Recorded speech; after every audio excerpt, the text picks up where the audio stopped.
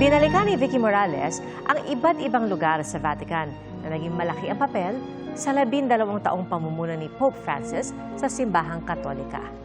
Narito ang kanyang nasaksihan. Ngayong araw, samahan niyo po kami sa isang natatanging paglalakbay sa mga mahalagang lugar na naging bahagi ng buhay at paglilingkod ni Pope Francis mula sa kanyang pagkahirang hanggang sa kanyang huling hantungan. Umpisahan po natin ang ating paglalakbay dito sa St. Peter's Basilica sa Vatican City na pinakamalaking simbahan sa buong mundo. Kung naalala po natin, sa gitnang bintanang ito, unang dumungaw at kumaway si Pope Francis sa publiko matapos siyang mapiling bagong Santo Papa noong 2013. Pero ngayon, sa loob, nakalagak ang kanyang mga lapi na ililipat naman sa labas ng Basilica para sa gaganapin na funeral mass ni Pope Francis. Itong area naman na may pulang kurtina ang siyang magsisibig altar para sa misa. Uupo ang mga kardinal sa kaliwa at kanang bahagi ng altar at dito nakapwesto na rin ang mga uupuan ng mga world leader. Ilang metro lang mula sa St. Peter's Basilica, itong Apostolic Palace.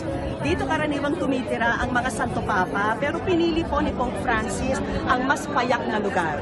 Bagamat hindi niya tinirhan, bahagi pa rin ito ng kanyang araw-araw na buhay dahil ito po ang nagsilbing opisina niya.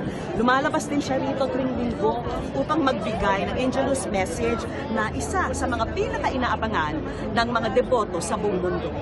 Ang Casa Santa Marta, isang simpleng pansamantalang tirahan na itinayo para sa mga bumibisitang kardinal.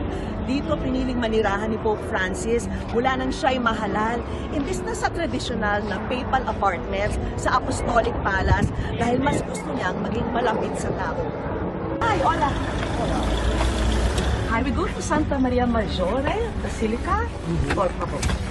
Grazie. Mga 10 to 15 minutes by car itong distansya mula St. Peter's Basilica papunta rito sa Basilica ng Santa Maria Maggiore. Ayan, nasa harap ko na siya. Tignan nyo, napakahaba ng pila rito sa Basilica ng Santa Maria Maggiore.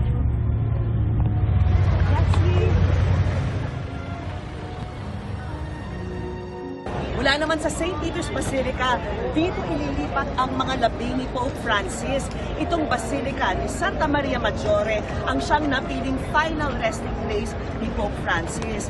Kilalang deboto ng Birhen Maria ang Santo Papa, kaya naman madalas na bumibisita siya rito upang magdasal bago at pagkatapos ng kanyang mga apostolic journey.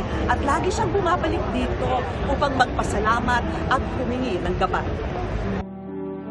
Sa bawat sulok ng Vatican na kanyang tinatahak, makikita ang puso ni Pope Francis bilang isang pastol.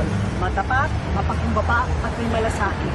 Kaya gano'n na lang ang pagpapasalamat ng mga deboto sa kanyang buhay, sa kanyang pagpapakumbaba, pagmamalasakit at sa pag-asa at liwanag na iniwan niya sa ating mundo.